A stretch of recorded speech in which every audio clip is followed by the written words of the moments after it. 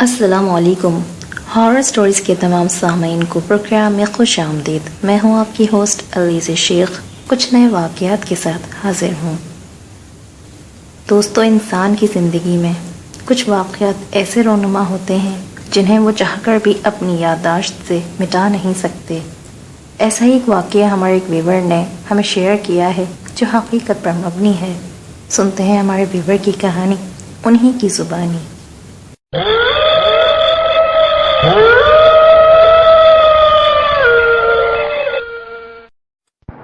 السلام علیکم دوستو، میرا نام ہے فیضان اور میرا تعلق کراچی سے ہے۔ آج میں آپ کو اپنی زندگی کا سچا واقعہ بتانے جا رہا ہوں جو کہ تقریباً 2.5 سال پہلے میرے ساتھ پیش آیا تھا۔ ایک دن ایسا ہوا کہ میں اپنے دوست کے گھر پہ اس سے ملاقات کرنے کے لیے گیا تو مجھے وہاں پہ کافی دیر ہو گئی۔ تو رات کا وقت تھا، میں نے اس سے کہا کہ اب میں گھر جا رہا ہوں۔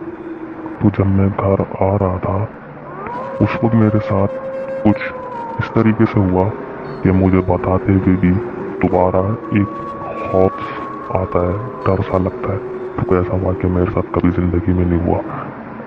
تو ایسا ہوا کہ جب میں وہاں سے آ رہا تھا، رات کے تقریباً 3:30 کا ٹائم تھا، تو میں بالکل سلو آ رہا تھا۔ اتفاق سے اس وقت میں پیدل تھا، تو میں نے یہ دیکھا کہ جس راستے پہ میں آ رہا تھا وہاں پہ سناٹا بہت تھا اور اندھیرا بھی بہت تھا اور کوئی آ جا بھی نہیں رہے تھا وہاں پہ۔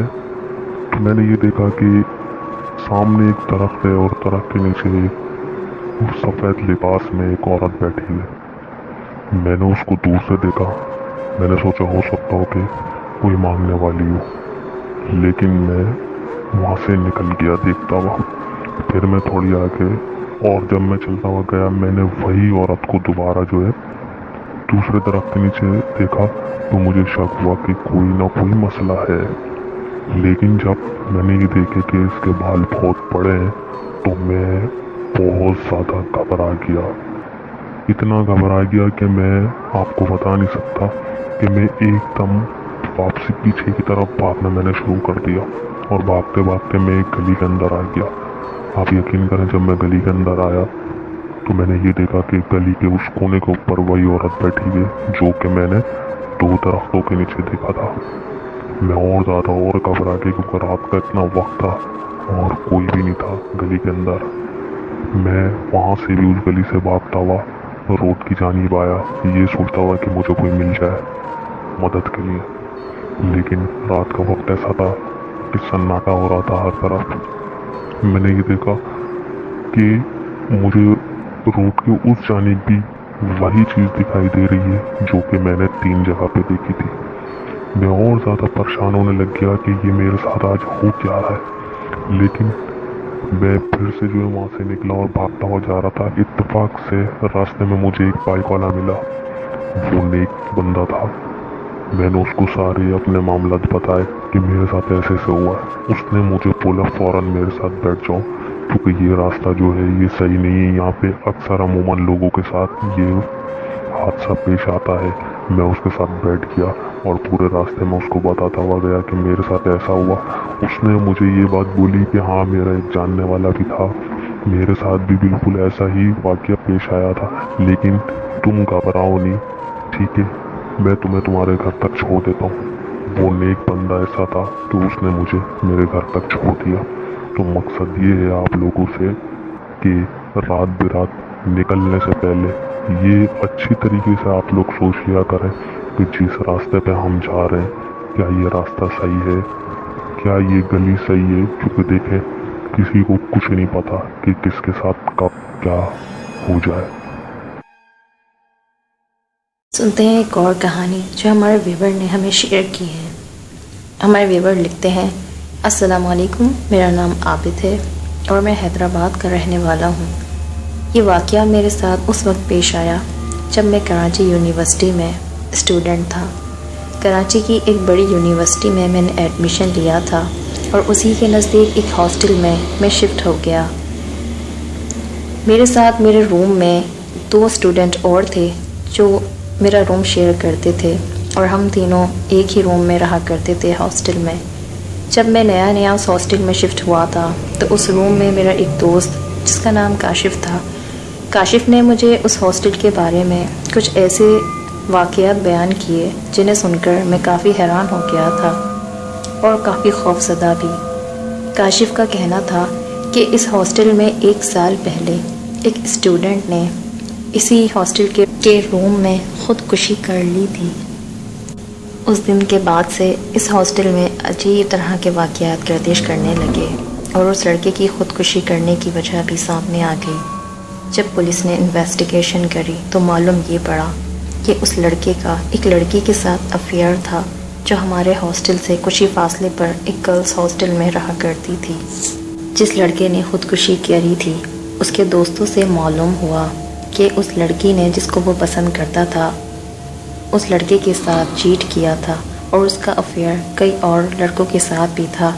یہ بات سن کر وہ لڑکا برداشت نہیں کر سکا اور اس نے جذبات میں آ کر خودکشی کر لی، اور جذبات میں آ کر اس لڑکے نے اسی ہاسٹل کے روم میں خودکشی کر لی۔ اس واقعے کے بعد اس روم کو ہمیشہ کے لیے بند کر دیا گیا جس روم میں اس لڑکے نے خودکشی کی تھی۔ لیکن اس کی خودکشی کرنے کی حرکت کے بعد اس ہاسٹل میں ایک عجیب واقعہ رونما ہونے لگا۔ رات کو جب ہم تمام لوگ سونے کے لیے لیٹا کرتے تھے اپنے اپنے رومز میں تو ہمیں ایک دستک سنائی دیتی تھی جو تقریباً 2 سے 3 بجے کے درمیان آتی تھی، اور وہ ایک ہی کمرے میں نہیں آتی تھی بلکہ ہاسٹل کے کئی دروازوں پر وہ دستک ہوا کرتی تھی۔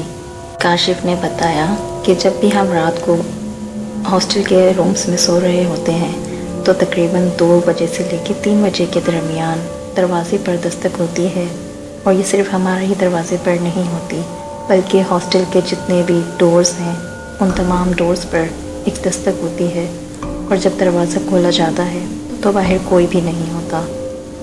کاشف کی یہ باتیں سن کر مجھے شک ہو رہا تھا کہ ہو سکتا ہو کاشف مجھے بیوقوف بنانے کی کوشش کر رہا ہو، یا میں نیا اسٹوڈنٹ اس ہاسٹل میں آیا ہوں تو اسی وجہ سے مجھے ڈرانا چاہ رہا ہو۔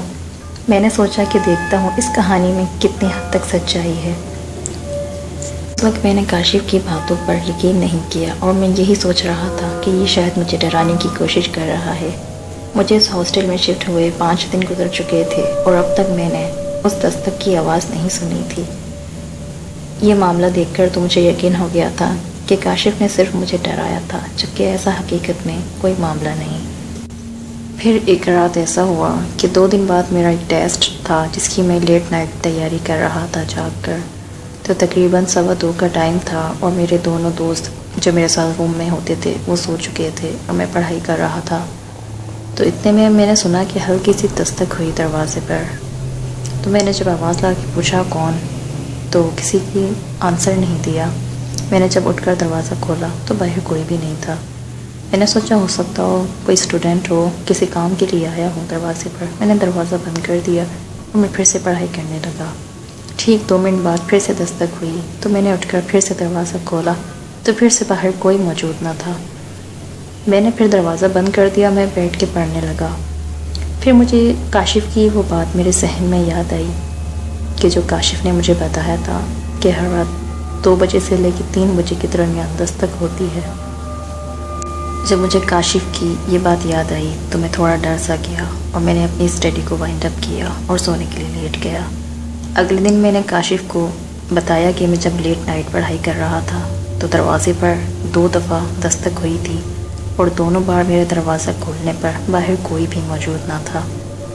کاشف نے بتایا کہ یہ ہم روز کا معمول دیکھ چکے ہیں اور تم پہلی دفعہ دیکھ رہے ہو۔ تم جب دروازہ کھولو گے باہر کوئی نہیں ہوگا، اور ایسا بھی نہیں کہ کوئی شرارت کرتا ہے۔ یہ کاشف کا یہ کہنا تھا کہ یہ ایک حقیقت ہے جس کا وقت رہتے تمہیں اندازہ ہو جائے گا۔ کچھ دن بعد ہمارے برابر کے روم سے کچھ اسٹوڈنٹس ہمارے روم میں آئے ہوئے تھے اور ہم سب گپ شپ کر رہے تھے۔ تقریباً رات کا 1:15 ہو رہا تھا اور ہم تمام لوگ روم میں بیٹھ کے باتیں کر رہے تھے اور ہمارا ٹاپک بھی یہی تھا کہ اچانک سے پھر سے دروازے پر دستک ہوئی تو سارے دوستوں نے ایک دم مڑ کر دروازے کی طرف دیکھا۔ ایک دوست نے جب اٹھ کر دروازہ کھولا تو باہر کوئی موجود نہ تھا۔ یہ ہونے کے بعد تمام دوست اپنے اپنے رومز میں جا کر سو گئے۔ یہ واقعہ ہونے کے بعد میں ہر رات انتظار کرنے لگا اس دستک کا۔ میں نے سوچا کہ میں دروازے کے قریب بیٹھتا ہوں اور جیسے ہی دستک ہوگی فوراً کے ساتھ دروازہ کھولوں گا اور دیکھوں گا کہ کون ہے جو ہر رات دروازے پر دستک دیتا ہے۔ میں بھی دستک کا انتظار ہی کر رہا تھا اور بالکل دروازے کے نزدیک بیٹھا ہوا تھا۔